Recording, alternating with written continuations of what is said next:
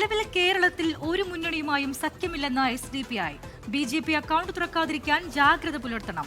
Vote ആർക്കു ചെയ്യണമെന്ന് നിർദ്ദേശം നൽകിയിട്ടുണ്ടെന്നും SDPI മത്സരിക്കാത്ത മണ്ഡലങ്ങളിൽ രാഷ്ട്രീയ നിലപാടുകൾ നോക്കി വോട്ട് ചെയ്യുമെന്നും SDPI സംസ്ഥാന പ്രസിഡന്റ് CP ലത്തീഫ് പറഞ്ഞു.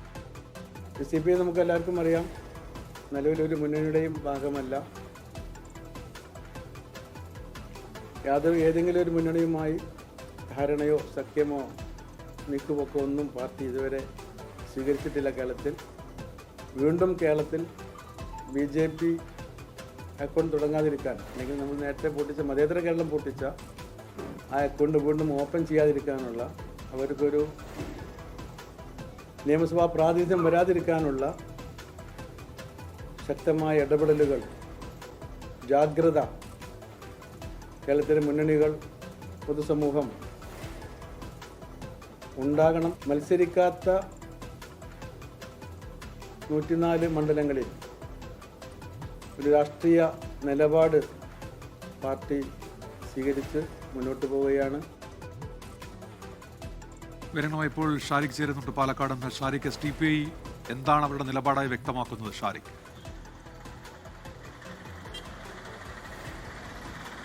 അതായത് SDPI നിലപാട് വ്യക്തമാക്കുന്നത് അവർ മത്സരിക്കുന്ന SDPI മത്സരിക്കുന്ന 36 മണ്ഡലങ്ങൾ ഒഴിച്ച് കേരളത്തിൽ എവിടെയും BJP വരാതിരിക്കാനുള്ള ഒരു ജാഗ്രത പുലർത്തുമെന്നാണ് SDPI സംസ്ഥാന പ്രസിഡന്റ് CP ലത്തീഫ് അല്പസമയത്തിന് മുമ്പ് മാധ്യമങ്ങളോട് പറഞ്ഞത്.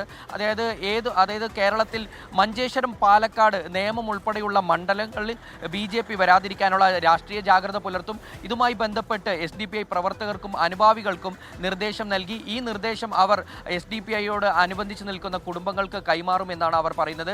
അതായത് കേരളത്തിൽ എവിടെയും BJP അക്കൗണ്ട് തുറക്കില്ല, അത് തുറക്കാതിരിക്കാനുള്ള ജാഗ്രത പുലർത്തും എന്നും പറയുന്നു. കൂട്ടത്തിൽ SDPI, അതായത് കേരളത്തിൽ ഒരു സമ്പൂർണ്ണ ഭരണവിരുദ്ധ വികാരമില്ലെന്നും SDPI സംസ്ഥാന പ്രസിഡന്റ് മുൻപും പ്രതികരിച്ച പോലെ വീണ്ടും അത് ആവർത്തിക്കുകയുണ്ടായി.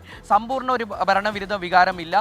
മാത്രവുമല്ല, കേരളത്തിൽ ഓരോ SDPI മത്സരിക്കാത്ത മണ്ഡലങ്ങളിൽ ആ മണ്ഡലങ്ങളിലെ രാഷ്ട്രീയ സാഹചര്യം നോക്കിയായിരിക്കും SDPI പ്രവർത്തകരും SDPI അനുഭാവികളും വോട്ട് ചെയ്യുക.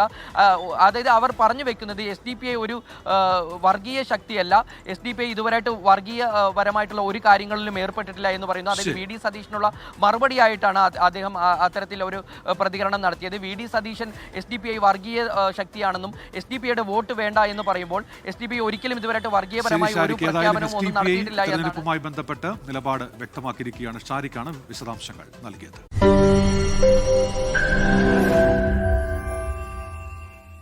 ലോകത്തെവിടെയായാലും ഏത് സമയത്തും 24 വാർത്തകളും ഓഗ്മെന്റഡ് റിയാലിറ്റി പാക്കേജുകളും എക്സ്പ്ലെയിനറുകളും വിശദമായി കാണാൻ ഞങ്ങളുടെ YouTube ചാനൽ നിങ്ങൾക്ക് സബ്സ്ക്രൈബ് ചെയ്യാം.